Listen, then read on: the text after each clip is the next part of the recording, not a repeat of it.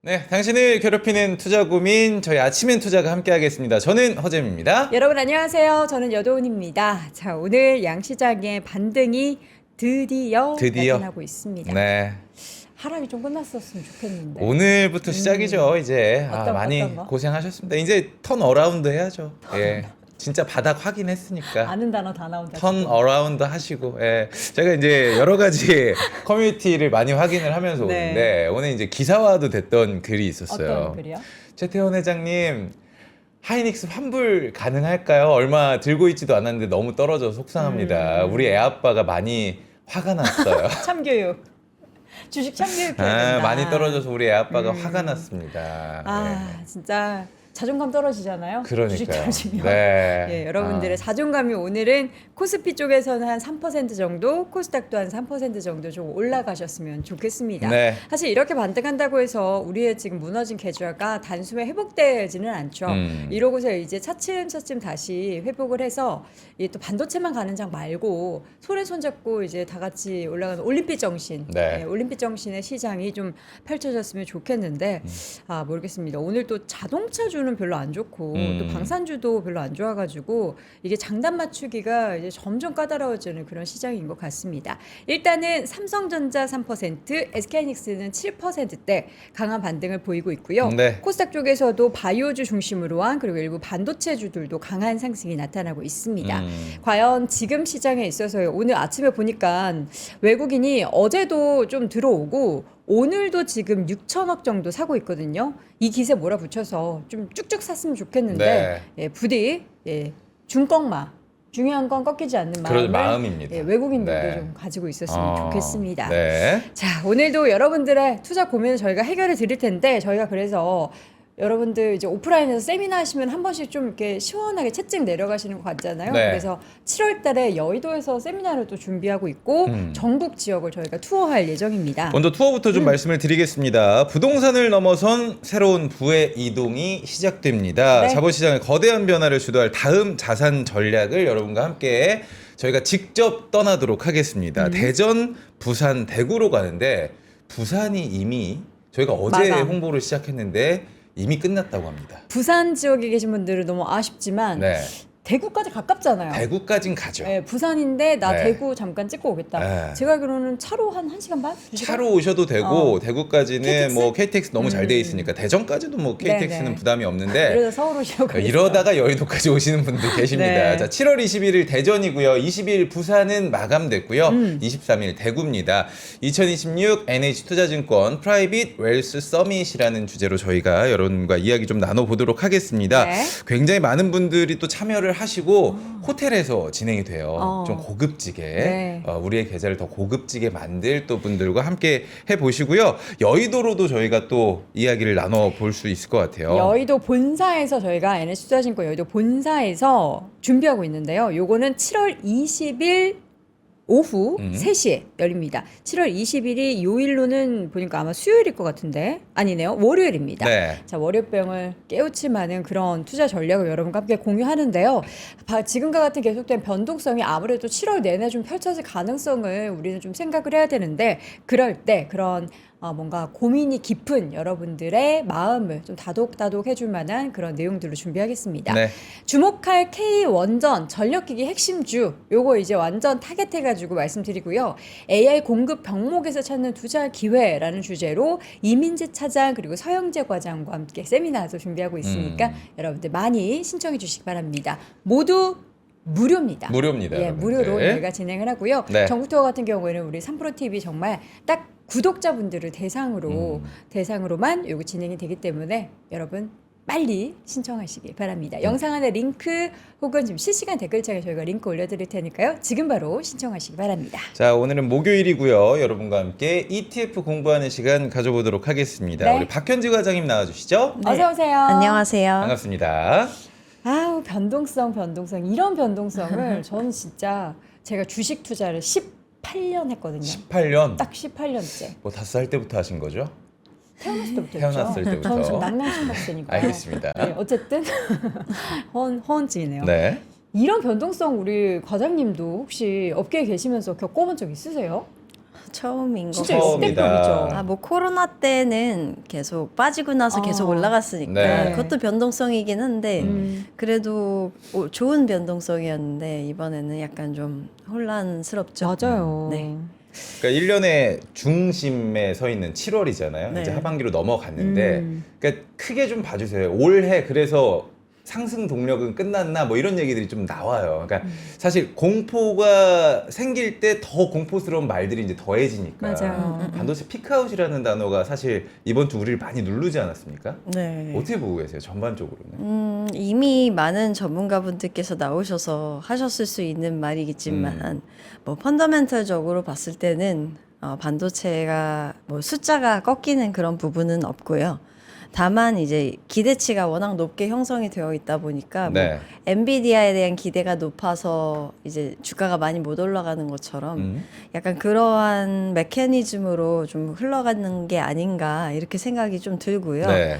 그래서 사실 반도체는 근데 이제 상반기 대비해서는 반등폭 자체를 더 크게 기대하기는 조금 어려워서 오히려 이런 장에서는 반도체는 분할해서 계속 가져가셔야 되는 그리고 비중 조절을 좀 하셔야 되는 구간이다라고 말씀드리긴 합니다. 비중 조절을 비중 조절. 네. 해야 한다. 예, 예를 들어서 너무 많이 들고 계시면 급락을 했을 때 내가 그 해당 대응이. ETF의 MDD라고 하는 네. 이제 최대로 낙폭 기록했던 그 숫자를 좀 확인하셔서 내가 이제 어느 정도 감내할 수 있는 하락폭과 이런 부분을 체크를 하셔서 하락을 했을 때 좀 기계적으로 일부 매도를 하시고 그리고 좀 상승했을 때 파시고 뭐 이런 식으로 좀 조절을 해가는 구간이어야 되고 반도체가 아예 없어서는 안 되는 그런 그쵸. 시기다라고는 말씀드리고는 있습니다. 그러니까 우리가 사실 이전에 네. 반도체만 올라갔을 때는 이게 반도체가 올라갈만 하니까 올라갔던 거잖아요. 네. 근데 그리고 나서 이제 변동성이 펼쳐질 때는 딱 생각이 든 거죠. 물론 올라갈 만한 펀더멘탈 그리고 이제 그 관련한 업황에 대해서는 변한 게 없지만 이 변동성을 한번 경험해 보니까 그래도 대응하기 위해서는 무엇보다 분산이 중요하겠구나. 그렇죠. 비중을 많이 네. 실어놓더라도 다른 섹터 혹은 이제 뭐 현금 비중 이런 식으로 이제 우리가 변동성에 대비할 수 있는 태도는 좀 갖춰야겠다라는 생각을 많이 하게 된 것 같아요. 맞아요. 그래서 제가 최근에 어제랑 그저께 갔던 세미나나 이제 다른 저희 내부 방송에서도 얘기했던 게 네. 너무 삼성전자, SK 하이닉스에만 집중되어 있는 ETF 이런 거를 사시는 것보다는 네. 좀 글로벌 ETF들 있잖아요. 네. 그뭐 예를 들어서 글로벌 플러스에서 나온 글로벌 HBM 반도체 ETF나 아니면 뭐 에이스 글로벌 톱4 반도체 뭐 요런 거나 네. 아니면 아예 미국 상장 중에서 석스 같은 거 ETF나 뭐 국내 타이거 필라델피아 반도체랑 비슷하게 만들어져 있는 미국 반도체 ETF 이런 거를 오히려 조금 사시는 것이 좀 나아 보인다라고 말씀드리긴 해요. 네. 그리고 오히려 삼성전자나 SK 하이닉스를 단일 종목 레버리지 이런 거는 굉장히 변동성이 커서 오히려 원금보다도 녹아내리는 현상이 나타나고 있기 때문에 그런 걸 조금 자제를 하시면서 오히려 제가 봤을 때는 이번에 SK 하이닉스 단일 종목이 이제 미국의 ADR 형태로 상장을 하지 않습니까? 네. 네.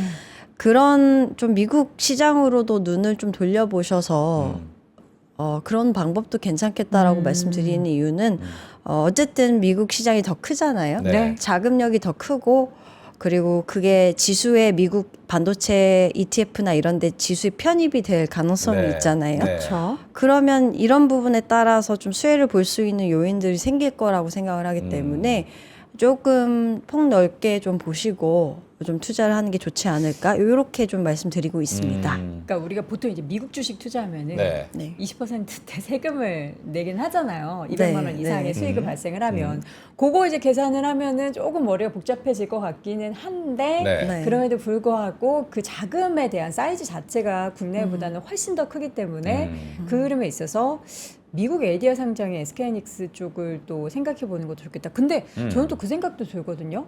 우리가 또 기대하는 부분 중에 하나가 네. SK하이닉스가 이제 거기서 제대로 된 평가를 받고 수급이 유입돼서 주가가 만약에 5%가 올랐어요 단일에. 그러면 국내도 그거 따라가지 않을까라는 그런 기대를 하거든요. 맞아요. 일단은 그 국내 투자자분들이 이제 계속 우상향하는 모습들이 보이면 네. 매수는 하실 거예요. 네. 그렇죠.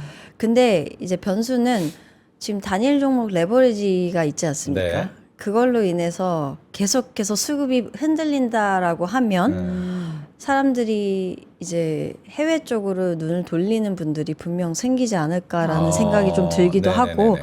외국인들 같은 경우는 국내 주식을 투자하시기가 사실 조금 번거로운 부분이 아직까지도 있어요. 옛날보다는 나아졌지만 네. 그래서 오히려 손쉽게 해외 ADR로 접근을 하시는 외국 기관들도 늘어나지 않을까 이런 네. 생각이 들기 때문에 네. 그 미국 주식 증시에 사실 큰 손들 그러니까 90% 이상이 사실 기관 수급, 인스티튜셔널 인베스터를 통해서 들어오기 때문에 사실상 저는 ADR을 굉장히 크게 보고 있습니다. 왜냐하면 TSMC 같은 애들도 이제 ADR 상장했을 때 그 네. 효과를 굉장히 크게 그렇죠. 발휘가 되고 네. 있는 상황이고 네. 물론 이제 대만 상장되어 있는 TSMC도 같이 좋긴 한데 뭐 이런저런 호재인 거는 분명 하기 때문에 근데 변수는 단일 종목 레버리지인 것 같아요. 결국에.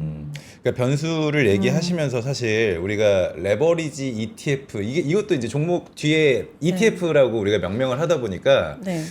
참 ETF에 대한 시각도 저는 굉장히 왜곡이 되고 있는 것 같아요. 그러니까 레버리지 네네. ETF에 대한 지금 부정. ETF라고 부르지 않기로 했어요. 근데 지금 사실 기사화나 공식 명칭에. 근데 원래 정부가 처음에 출시를 했을 네. 때 ETF의 본질은 우리가 분산하는 건데 맞아요. 이건 분산이 아니기 때문에 ETF지만 ETF라 부르지 않고 그냥 단일 종목 레버리지 레버리지까지만. 그렇게. 근데 지금 사실 혼용이 되고 있는 것 네네. 같긴 해요. 저는 오늘 기사를 맞아요. 보면서도 좀 왔는데 이게 사실 전체 시장에도 왜곡을 좀 주고 있는데 네네. ETF에도 조금 교란종이라고 보고 계세요?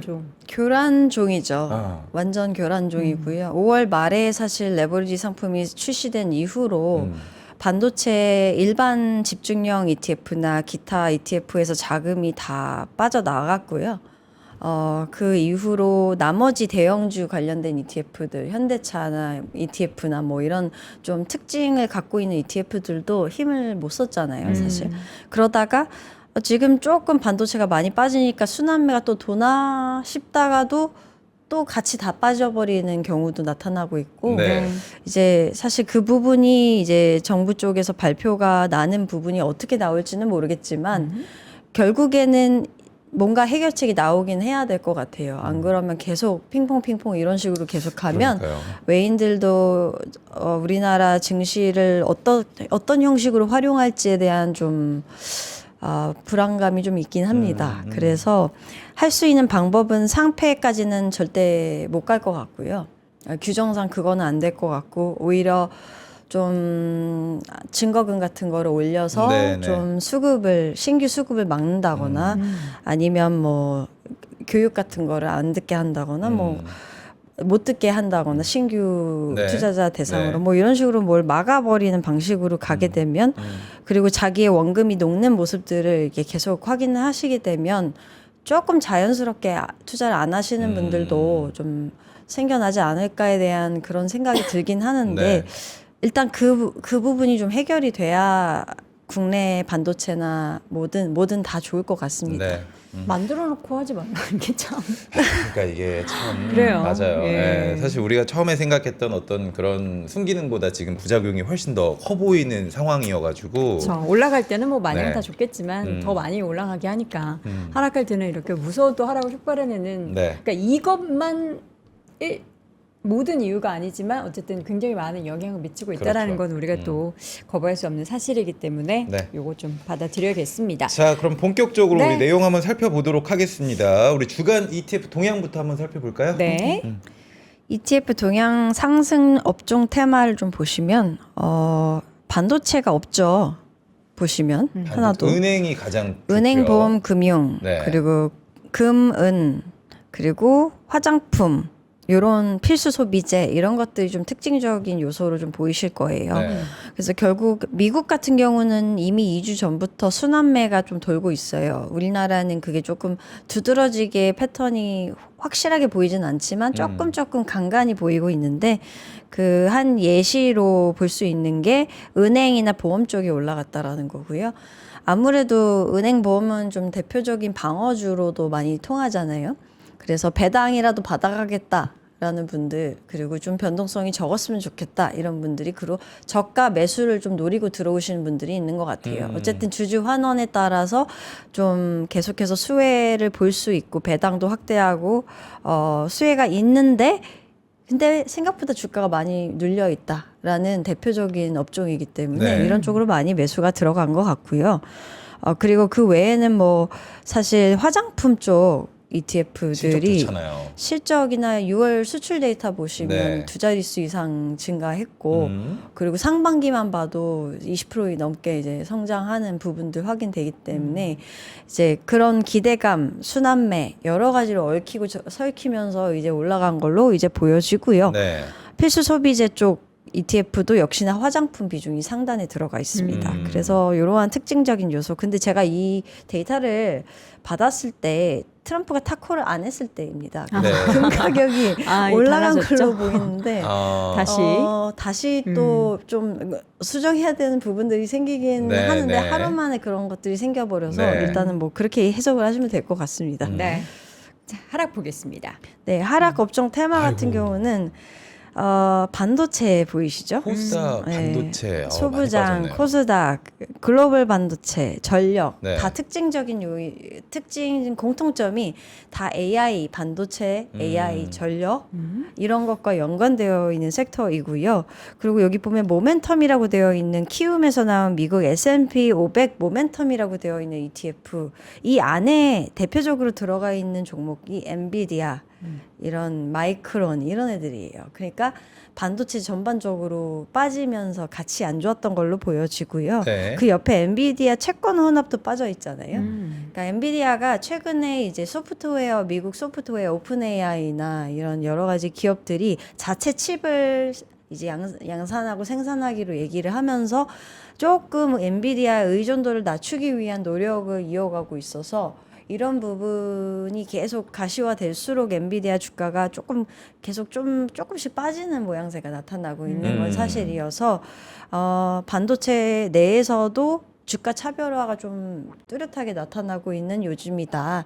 그래서 마이크론 같은 경우는 오히려 많이 올라 있긴 하지만 HBM과 메모리와 연동되어 있어서 오히려 더 좀 많이 급등을 하는 모양새가 나타나고 있는 게 사실이어서 네.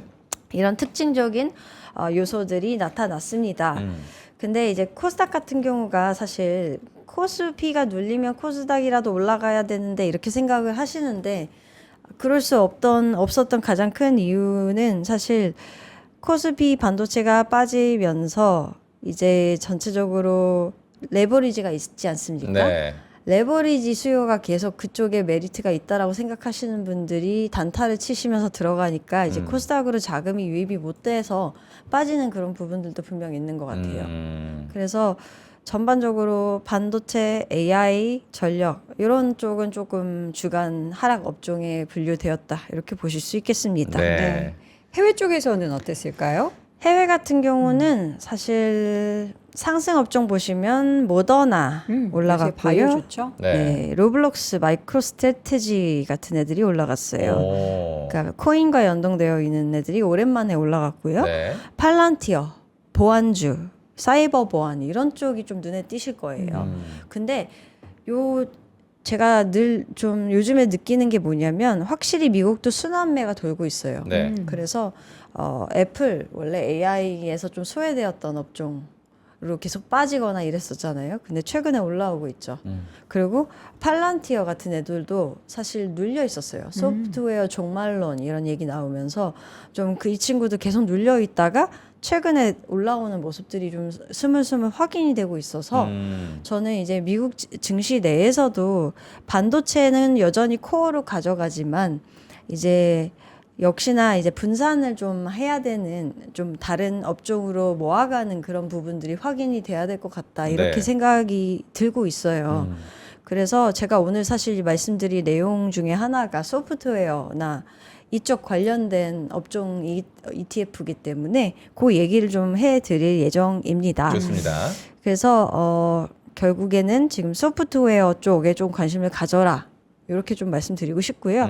그리고 하락 업종 테마 같은 경우는 국내 이제 EWY 같은 국내 ETF 하락했고요. 네. 그리고 CNX 이제 중국 쪽 이제 과창판 쪽 관련된 ETF 하락했고요.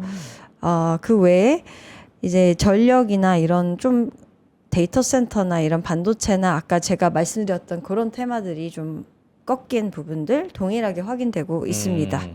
그래서 특징은 큰 틀에서는 없었던 것 같습니다. 근데 중요한 거는 결국에 증시 순환매 조짐이 확인이 되면서 이제 애플이나 팔란티어 같은 것들이 올라가는 모습들이 확인되면서 저는 이제 결국에는 소프트웨어 안에서도 종목 차별화가 심해지고 있어서 네. 소프트웨어 업종 ETF를 선정할 때 있어서도 그 업종 세분화나 기준이 좀 명확하게 있어서 고객의 성향에 맞게 이런 것들을 엔지니어링을 해서 제안을 드려야 된다 이렇게 생각이 들더라고요. 우리 그러면 지금 네. 사실 지난주에도 그렇고 저희가 지난주에 미국 그 바이오 관련한 ETF 이야기도 했었잖아요. 네. 그쵸. 지금 보면은 최근에 자산 배분 관점에서 미국 쪽에 있어서의 투자를 조금씩 확대해야 된다, 비중을 맞아요. 확대해야 된다라는 얘기들이 나오고 있고요. 네네. 실제로 그 자금의 흐름을 보면은 상반기에는 오히려 미국 쪽 자금이 신흥국 쪽으로 흘러나오고 있다였는데 다시 미국 쪽으로 지금 넘어가는 자금들이 굉장히 많아지고 있다라는 걸 봤을 때 네. 우리 개인 투자자분들도 지금 비중 조절을 만약에 한국 쪽에 너무 많이 싣고 있다면은 미국 쪽 비중을 조금 늘려야 되는 시기라고 우리 과장님도 생각을 하실까요? 저 같은 경우는 최근 계속 말씀드리는 네. 게 세미나에서도 말씀드리는 게 미국 비중을 국내보다 더 가져가시는 게 좋겠다라고 명확하게 말씀드리고 있고요. 네. 비중 자체를 더 많이 네, 왜냐하면 일단은 미국이 경기가 그렇게 나쁘지 않고요. 네. 그리고 지금 전쟁이 뭐 계속 이슈가 되긴 하지만 이게 종전된다는 전제 하에서 지금 금리도 뭐 추가적으로 뭐 인상을 공격적으로 할 것 같지도 네. 않고 네. 그리고 어쨌든 지금 실적 발표 해서 이제 실적 추정치들이 다 대체적으로 좋아요. 네. 그러니까 크게 나쁜 요인들이 없는 데다가 지금 대선까지 있어요. 네. 중간 선거를 앞두고 있기 때문에 어쨌든 정책적으로 주가를 끌어올리려고 하는 움직임이나 이런 신규 뭐 대안들 이런 것들이 계속 나올 거기 때문에 결국에는 국내보다는 모멘텀적으로 나쁠 요인들이 별로 없어요, 미국이. 그리고 많이 못 올랐어요. 무엇보다도 국내 대비해서. 네. 그러니까 밸류에이션 단으로 봤을 때 뭐 사실 뭐 PER 단으로 봤을 때는 네. 밸류가 엄청 미국이 싸다 이렇게 얘기할 수는 없어요. 하지만 이제 후행 지표랑 후행 이제 EPS랑 이제 선행 EPS라는 게 있잖아요. 근데 우리가 선행 EPS를 봤을 때 이게 떨어져요. 이렇게 PR이 떨어지는 모습들이 나타난다는 거는 결국에 실적이 더 좋아진다라는 거거든요. 그러니까 실적이 더 좋아질 거를 염두해서 프리미엄이 붙어 있긴 하지만 어쨌든 네. 그런 부분들이 반영했을 때는 저는 미국 계속해서 중점적으로 조금 웨이트를 실어서 가져가야 된다 이렇게 말씀드리고 있긴 그러면 합니다. 이제 우리가 가장 중요한 거는 어디에서 돈을 좀 빼서 네. 이걸 이동을 시키느냐가 가장 좀 중요한 부분일 것 같아요. 근데 네네. 전반적으로 봤을 때 반도체에 좀 비중이 많이 있으실 것 같거든요. 네. 우리 투자를 많이 하시는 분들 네네. 거기서 좀 정리를 해가지고 어디 섹터로. 근데 미국도 보면은 빅테크 혹은 네. AI 관련된 기업들이 눈에 많이 좀 들어와서 네. 어떻게 좀 선택을 해볼까요? 일단은 저 같은 경우는 최근에 제가 리밸런싱을 진행을 했어요. 제 네. 계좌 내에서도. 본인 계좌에서. 네. 어떻게 진행을 했는지 살짝 말씀드리면 네. 일단 반도체 비중이 저도 높았기 때문에 사실 일부 반도체 비중을 좀 덜어내서 최근에 좀 제가 관심을 안 갔던 좀 가치주 쪽 네. 미국 그리고 커버드콜 같은 상품을 조금 미국 커버드콜을 조금 담아놨습니다. 네. 어쨌든 증시가 미국이 나쁘지 않고 완만하게 우상향을 해도 커버드콜은 별로 나쁘지 않거든요. 그렇기 때문에 그런 상품이랑 가치주 조금 샀고요. 그 외에는 제가 봤을 때는 넥스트 AI로 거듭날 수 있는 게 뭘까? 네. 반도체 외에 뭘까라고 생각을 하면 결국에 에이전트 AI와 연관되어 있는 친구들이나 피지컬 AI와 연관되어 있는 그런 친구들로 계속 관심이 가긴 가더라고요. 그래서 사실 우리나라나 미국이나 그런 꼭지를 좀 잡고선 AI 같은 경우는 접근하는 게 좋고 정책적인 이슈 같은 경우는 미국 역시나 이제 지난해로 좀 다시 돌아가서 생각을 해보면 네. 정책 수혜주와 AI 요 두 꼭지 위주로 말씀을 드렸던 것 같아요.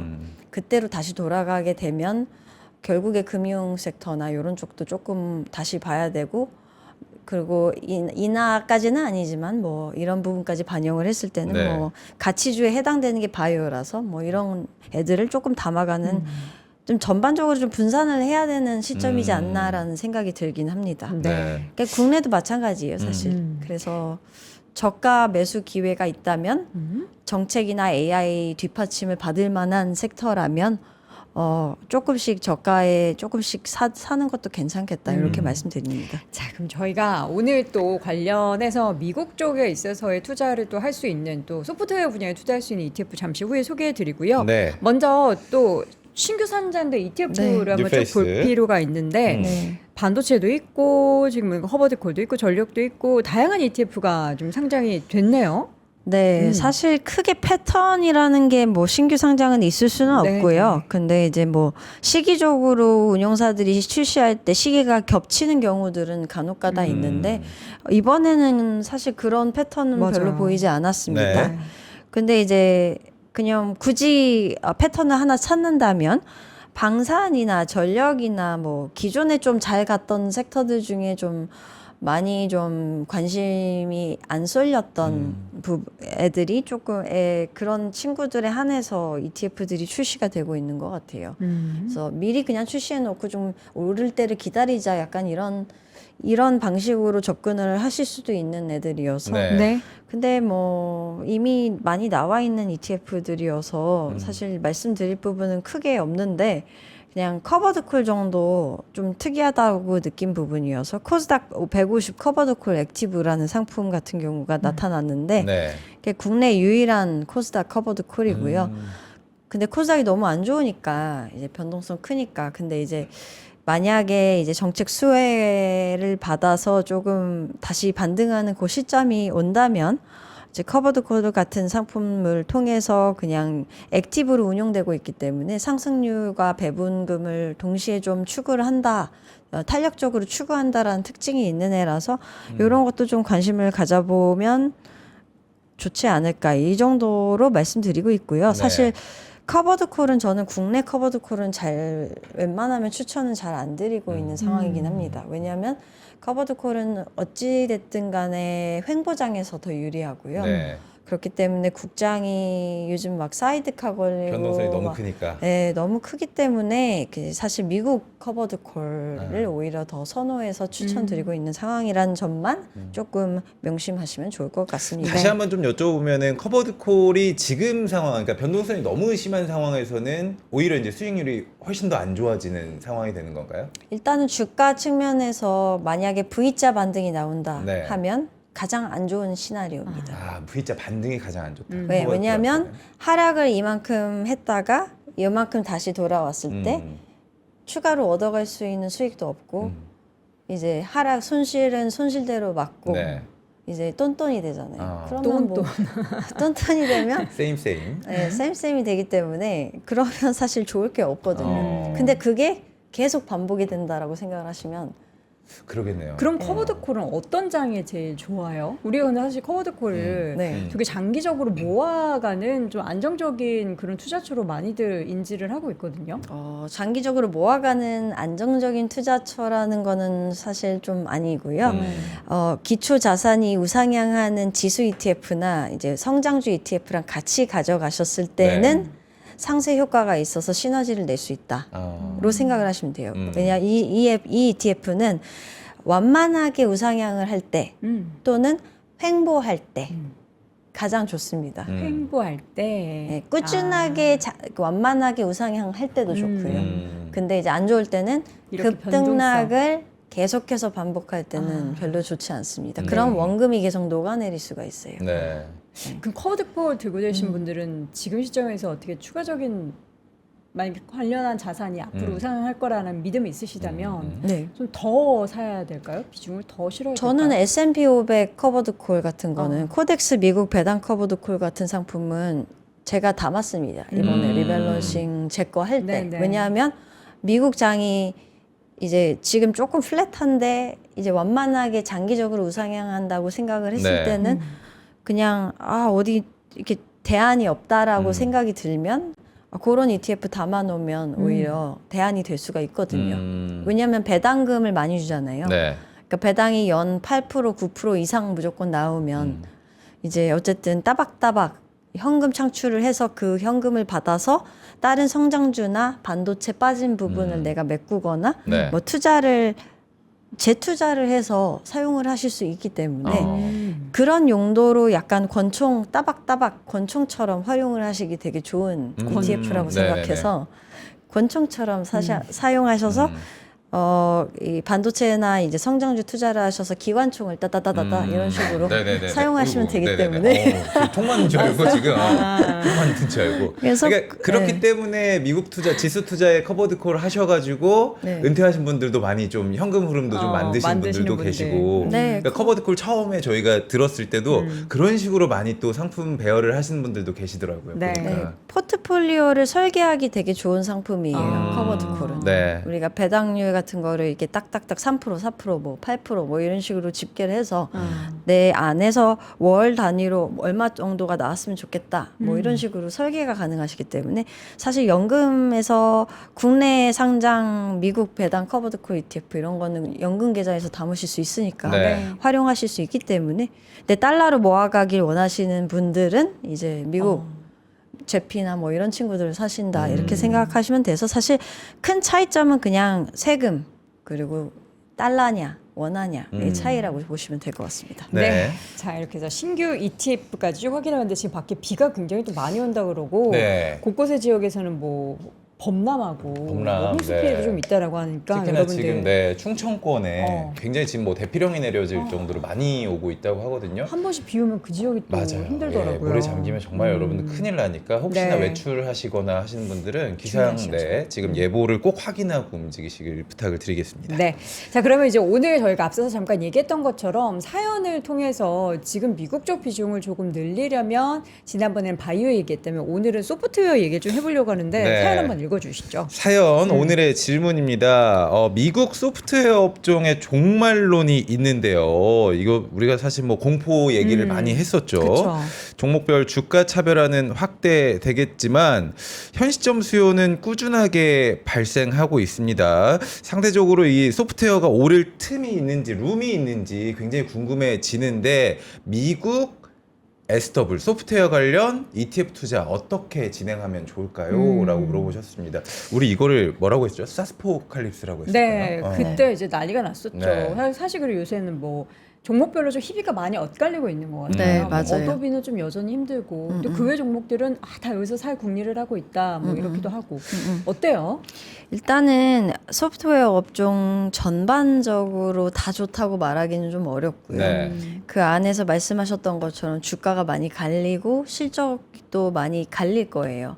그래서 최근 추세적인 흐름들을 보시면 스노우플레이크나 뭐 세일즈포스, 서비스나우 이런 애들은 상대적으로 조금 좋아요. 근데 이제 일부 아까 얘기하셨던 어도비라든가 마이크로소프트 이런 애들이 사실 힘을 별로 못 쓰고 있는 상황이긴 합니다. 네. 그래서 오히려 소프트웨어를 투자할 때 있어서는 이제 너무 분산되어 있는 ETF를 투자하는 게 더 안정적이다라고 생각을 하시긴 하잖아요. 근데 맞는 얘기긴 해요. 왜냐면 종목 개수가 많으니까. 근데 이제 간간히 그 안에 상위 비중으로 좀 못 가는 종목들이 들어가 있을 경우에는 그 효과가 반감이 될 수 있는 그런 여지가 있는 것 같아요. 그래서 오히려 저 같은 경우는 조금 쪼개서 좀 갈만한 소프트웨어 업종을 담고 있는 이제 ETF, 소프트웨어 ETF를 네. 선정을 하셔서 그거를 코어가 아닌 위성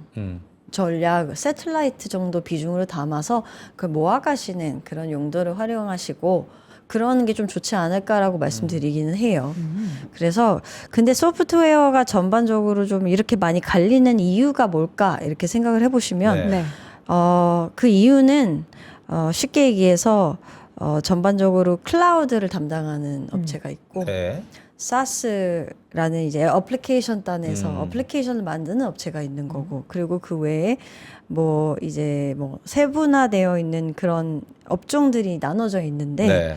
이제 특정 업종에서 조금 더 두각을 내서 AI 쪽 관련된 실적 개선이나 업무 향상 이제 생산성 향상이 나올 만한 기업들이 갈리고 있다라는 거예요. 그래서 원래는 팔란티어가 좀 많이 급등을 했었잖아요. 과거에는. 좋았죠. 그렇죠. 근데 요즘에는 팔란티어보다 조금 더 관심을 몰이를 많이 하는 기업이 스노우플레이크 같은 기업들입니다. 네. 클라우드요. 네, 그래서 이런 친구들이 실질적으로 사스포칼립스로 인해서 이제 이제 없어지는 거 아니냐 이런 맞아요. 얘기를 네. 했는데 오히려 소프트웨어를 활용을 해서 이제 AI 에이전트를 클로드나 이런 걸 잘 활용을 해서 업무 효율을 올리고 구독되고 있는 서비스들을 가격을 올렸어요. 가격을 올렸는데도 꾸준하게 수요가 만들어져요. 발생하고 하는 부분들 그리고 리텐션 레이트 자체가 올라가는 네. 부분들이 계속 확인되고 있어서 그래서 실적이 두 자릿수 이상의 매출 성장률이 계속 나오고 있는 상황이기 때문에 오히려 이제 특정 기업별로 해서 올라가는 부분들이 좀 확인되고 있습니다. 네. 그리고 보안 같은 경우도 사실 방어주로 분류가 돼요. 네. 보안은 왜냐하면 경기가 좋든 안 좋든 뭐 AI가 뭐 좋든 안 좋든 AI의 기술 발전은 계속 이루어지고 있기 네, 때문에 네. 어쨌든 보안은 필요하잖아요. 그렇죠. 근데 보안 소프트웨어 개수는 되게 많아요. 음. 이제 뭐 네트워크 보안도 있고 엣지 보안이라는 이제 기기 단에서 사용하는 보안도 있고 아니면 네트워크 보안이라고 해서 회사 자체 내 안에서 보안 솔루션 같은 것들도 있고 뭐 네. 되게 다양한데 이런 것들을 활용할 수 있는 방법이 되게 다양합니다. 그래서 제가 어디까지 얘기하고 있었죠? 기억이 잘 안 나서. 아니, 지금 데이터 보안 얘기를 하고 그쵸. 계시는데요. 보안은 네. 되게 중요하다. 네. 죄송해요. 그래서 보안 저희가 함께 길을 걷고 있습니다. 보안 예. 중에. 아, 근데 우리 혼자 약간 산으로 가는 느낌. 아니에요. 전혀 그러지 않습니다. 잘 지금 분해해서 네. 얘기해주고 계세요. 네. 그래서 보안 솔루션이 너무 많다 보니까 보안이 방어주 네, 성격이다. 네. 방어주 성격이고 많은데 이거를 네. 통합해서 관리를 하는 경우들이 많은데 이제 그러다 보니까 같이 움직여요 기업들이. 네. 같이 올라가고 같이 빠지고 이런 식으로 움직이다 보니까 사실 흐름을 잘 타면 올라가는 거고 네. 그리고 근데 그 흐름 자체가 그렇게 크게 움직이지는 않아요. 그렇기 때문에 상대적으로 좀 다른 소프트웨어 대비해서는 하방이 좀 지지된다라는 평가를 받고 있어서 네. 오히려 좀 보안 쪽이랑 이제 오히려 이런 특정 섹터별로 좀 나눠져 있다 이렇게 생각하시면 될 것 같아요. 죄송해요. 아니요, 제가 아니에요. 아니 왜냐면 아니, 잘 말씀해 굉장히 많은 주셨어요. 분들이 우리 박현주 과장님 그 귀엽다라고 많이 또 칭찬을 해주시는데 저는 너무 귀여운 모습이 나오신 것 같아가지고 아시잖아요. 제가 항상 네. 박 과장님 볼 때마다 되게 러브, 엄마미소로 러브. 네. 바라보는 거 아시죠? 아이. 실제로 보시면 더 사랑스럽습니다. 과장님 저는 그러면 우리 질문 안에도 있었지만 네. 우리 네네. 내용도 지금 계속 가야 되지만 저는 이게 좀 궁금하긴 해요. 네네. 하드웨어 조정 속에서 상대적으로 소프트웨어가 올라갈 수 있는지가 질문에 있었거든요. 최근에 네. 올라왔어요. 그렇죠. 실제로. 네. 근데 저는 하드웨어랑 소프트웨어의 관계가 어떻게 되는지, 그러니까 하드웨어가 올라가면 소프트웨어가 좀 눌리는가, 아니면 같이 가는가, 뭐 이런 것들에 대한 궁금증이 좀 있어요, 원론적으로. 네, 좋은 질문을 아유, 하셨습니다. 감사합니다. 사실상 소프트웨어는 하드웨어 반도체와의 상관계수는 거의 없어요. 없죠. 네, 그렇기 때문에 오히려 하드웨어가 급락을 하거나 이럴 때는 소프트웨어가 올라가면서 이게 약간의 반등하는 상세 이제 해지를 할 수 있는 역할도 일정 부분 가져갈 수 있어요. 근데 이제 문제는 차별화가 너무 주가별 종목별로 차별화가 심하다 보니까 네. 이제 특정 종목이 너무 튀다 보니까 그 종목에 악재가 끼게 되면 눌리고 주가 빠지고 뭐 계속 이게 반복이 됐던 거예요. 근데 반도체가 너무 빠졌잖아요. 그렇죠. 그러니까 상대적으로 저가 매수 기회다라고 생각을 하고 그리고 이 소프트웨어 기업들이 실적이 그렇게 나쁘지 않아요. 전반적으로 평균 이제 매출 성장률이나 이런 걸로 책정을 했을 때 네. 반도체만큼은 아니지만 그래도 두 자릿수 이상의 꼬박꼬박 성장률이 나오고 있기 때문에 그래서 오히려 더 장기적인 관점에서는 모아가거나 그냥 매수를 하기 그래도 성장성을 지니고 있다라고 얘기를 하는 거고요. 그 AI가 소프트웨어가 사라진다라는 거는 말이 되지 않는 컨셉이기 때문에 네. 결국에 소수의 기업들이 조금 더 이제 좁혀질 거예요. 잘 가는 기업과 안 가는 기업. 근데 그래도 결국에는 계속해서 관심을 가져야 되는 업종이다라는 거는 확실합니다. 자, 그럼 소프트웨어 내 종목과 주가 그리고 뭐 그 실적이나 뭐 차별화가 나타나는지에 그렇죠. 네. 대한 대표적인 사례로 좀 서비스나우와 스노우플레이크 그리고 크라우드 스트라이크 사례를 네. 세 개만 딱 꼽으셨어요. 네. 그러니까 요 기업 세 개가 네. 좀 매력적이다라는 그런 얘기이신 거죠. 일단은 최근에 사람들의 많은 관심을 갖고 있는 그런 기업들이고 네. 이런 기업들이 올라가면서 관련된 ETF들도 좀 올라가 있는 상황이에요. 그래서 제가 오늘 말씀드리고 싶었던 그 세부 소프트웨어 섹터가 여기에 다 국한되어 있기 때문에 네. 크라우드 스트라이크 같은 경우는 보안에 네. 특화되어 있는 기업이고요. 그리고 그 외에 데이터 분석 플랫폼 스노플레이크 같은 경우는 사스인데 결국에 사스 내에서도 다 죽는 게 아니라 좀 살만한 기업들은 산다라는 그런 관점에서 이제 사스 클라우드 기업을 좀 가지고 와봤고요. 근데 네. 이 친구는 우리가 생각하는 일반적인 하이퍼스케일러 클라우드 이런 기업이랑 또 달라요. 왜냐하면 엔터프라이즈 이제 기업용으로 이제 상품을 제공을 하는 특징적인 요인들이 있는 기업이라고 생각을 네. 하시면 돼서 서비스나우도 비슷한 맥락에서 오히려 기업 단에서 이루어지는 여러 가지 재무, 회계, 인사 뭐 여러 가지 이런 워크플로우를 자동화시키는 하나의 플랫폼을 만들고 있는 기업이기 때문에 이런 기업들을 포함되어 있는 ETF들 좀 세부 소프트웨어 ETF들에 좀 관심을 가지면 좋겠다. 네. 이렇게 말씀드려서 사실 보통 일반적으로 우리가 소프트웨어 ETF 하면 IGV를 가장 먼저 생각을 맞아요. 합니다.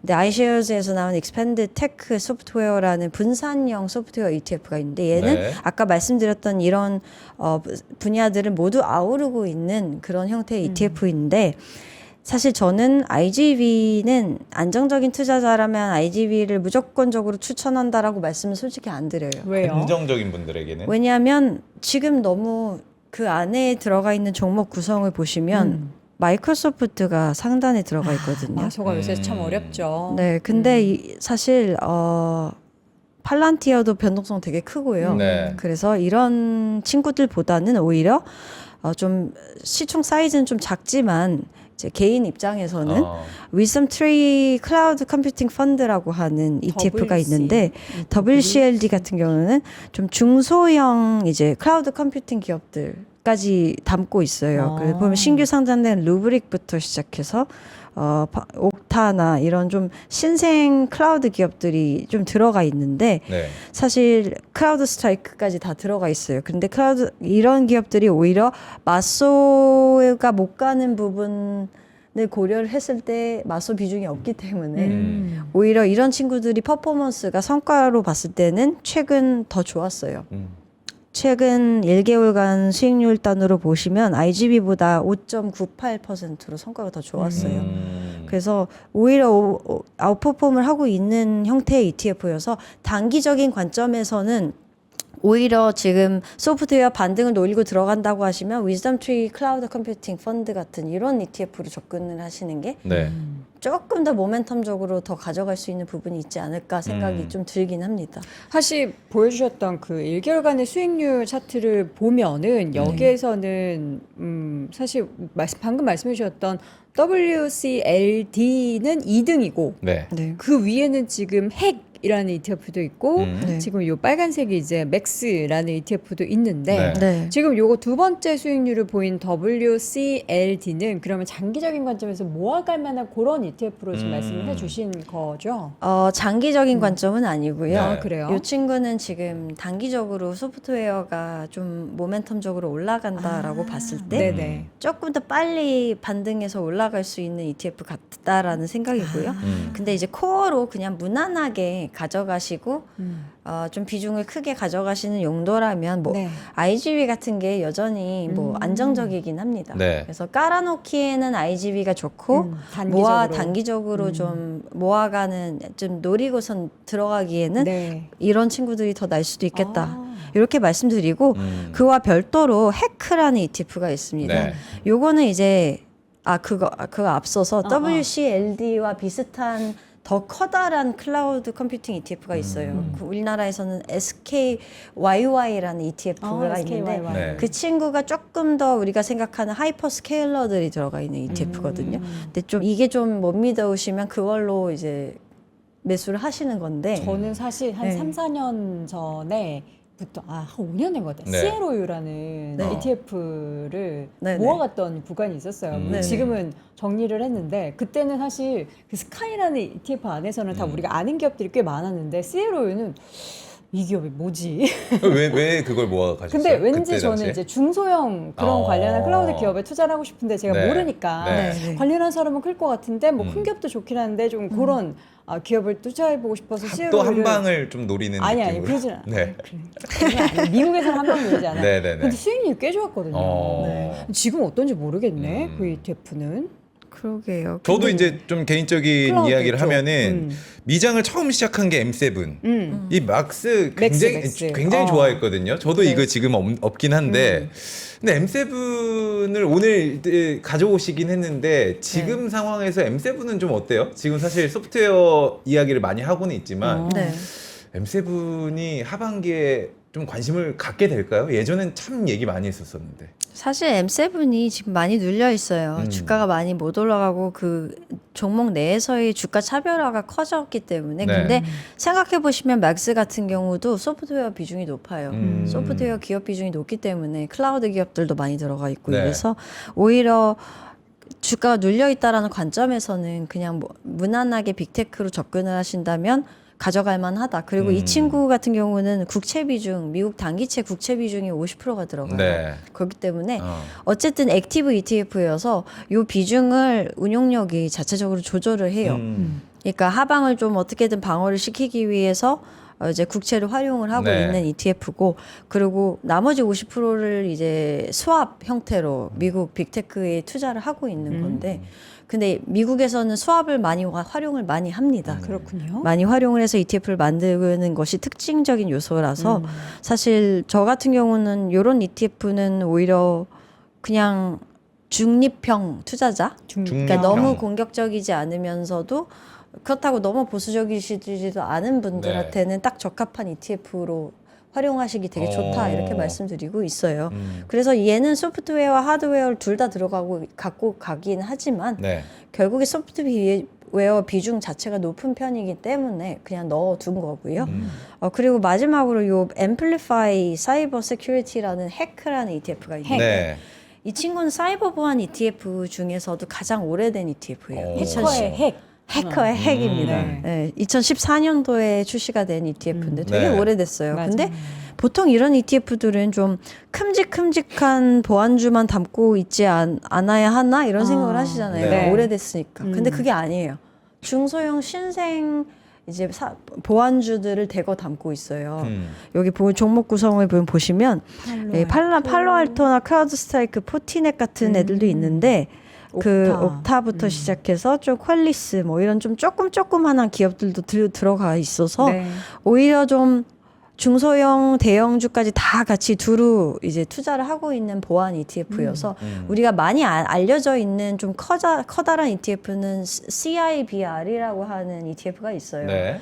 조금 더 큰 걸 원하시면 그걸로 접근을 하시고 저는 조금 더 공격적으로 중소형주도 담고 있는 ETF로 접근을 하시고 요것도 역시나 WCLD처럼 좀 단기적으로 모아갈 수 있는 단기적으로 수익을 낼 수 있는 모멘텀을 일부 지니고 있다라고 생각하는 소프트웨어 ETF로는 이런 해크 같은 애들도 괜찮은 것 같다. 왜냐하면 얘도 수익률 보시면 다 1개월간 수익률 13.21%예요. 퍼포먼스가 상대적으로 IGV나 맥스 대비해서 대형주 중심의 ETF 대비해서도 좋았거든요. 근데 그 중소형주 비중을 어느 정도 담은 소프트웨어주들이 생각보다 선방을 하고 있다. 왜냐하면 그런 애들은 좀 특화가 되어 있는 애들이 많아요. 특화. 기술적으로 좀 특화가 되어 있어서 좀 실적 발표를 할 때 좋게 나오는 숫자가 찍히는 크라우드 스트라이크나 이런 애들이 포함되어 있기 때문에 네. 오히려 지금 단계에서는 그러한 좀 니시 시장을 좀 노려보실 수 있는 시점일 수도 있지 않을까 이렇게 생각을 하고 있습니다. 그래서 싸게 좀 모아간다. 소프트웨어는 근데 좀 세분화되어 있기 때문에 이제 세분화된 소프트웨어 업종 ETF들도 좀 구분을 해서 보셔야 된다. 이렇게 네. 말씀드리고 있고요.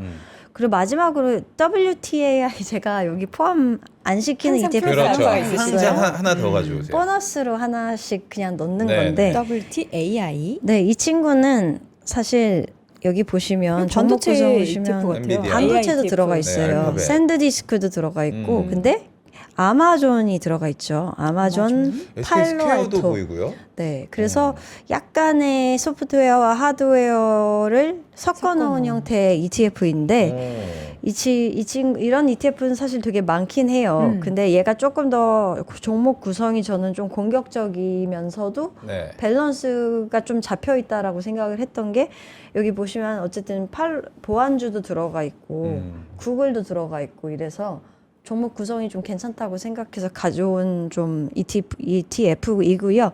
수익률 단으로 보셨을 때는 얘도 어쨌든 최근에. 네, 3% 올라가고 있는 상황이기 때문에 다른 IGB나 맥스 같은 좀 커다란 ETF들이 언더퍼폼할 때 얘는 수익률 괜찮았거든요. 네.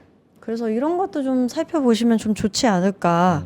WTAI 근데 소프트웨어 비중 자체가 그렇게 높은 ETF는 아니기 때문에 그 정도 좀 작은 중소형 좀 작은 ETF들 중에서 좀 뭐 새로운 게 없나 찾으시는 분들한테 좀 적용시키기 좋은 ETF다 이렇게 말씀드리고 있습니다. 네. 오랜 기간 뭔가 모아가는, 그러니까 깔아둔다라는 표현을 쓰셨는데 ASV는 그런 용도고 네. 최근에 이제 단기적으로 나는 뭔가 중소형 관련한 소프트웨어 종목들을 한번 투자해보고 싶다 하는데 종목 고르기 어려운 분들은 뭐 WCLD나 핵 보안 쪽 투자하고 싶다 하면 핵 이런 것들을 좀 분산해서 네. 투자해보시는 것도 좋을 것 같네요. 그래서 아닙니까? 네 맞아요. 분산 투자가 좋고요.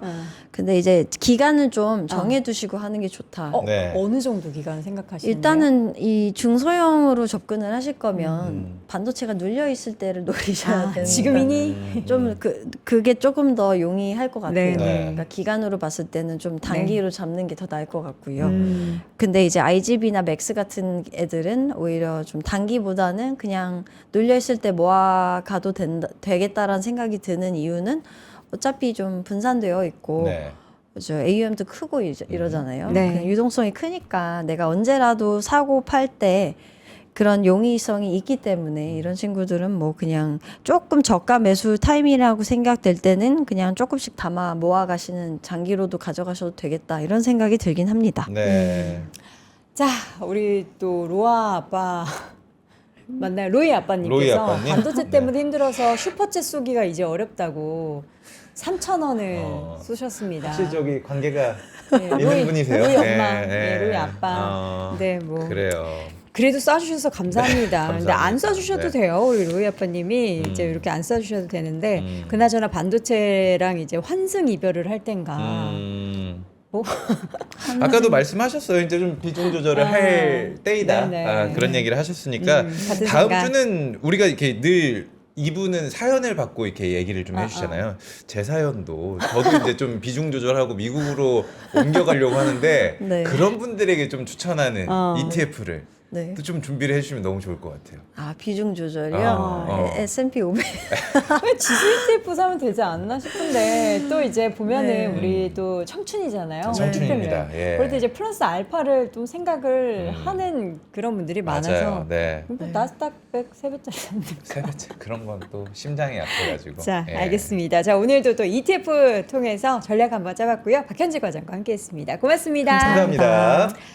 상승폭이 조금 줄었어요. 그래요. 이 코스피가 아이고 더 빠졌네요. 1.02%까지 제가 이제 장 초반에 10시 구간에 들어서자마자 한 3% 양시장 오른다라고 했는데 네. 지금 먼저 삼성전자가 조르르 밀려서 0.6%까지 상승폭이 줄었고요.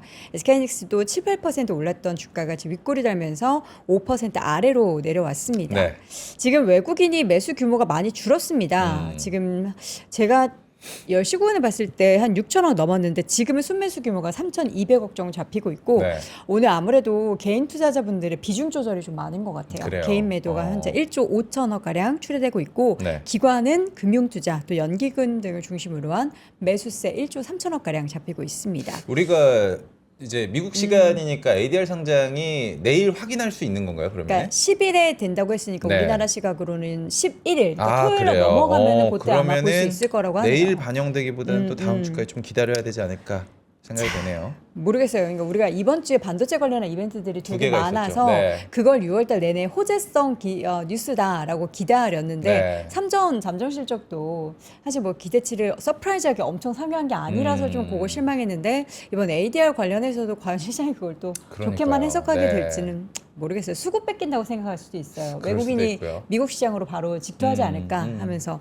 그러니까 여러모로 지금은 변동성이 많을 수밖에 없는 구간이니까 여러분들 지금 비중 조절 열심히 하고 계신 것 같은데 그래요. 최소한의 네. 피해로 최소한의 손실로 잘 포트폴리오 전략 세우셨으면 좋겠습니다. 저희는 내일 오전 10시에 다시 돌아오겠습니다. 여러분 오늘도 고맙습니다. 고맙습니다.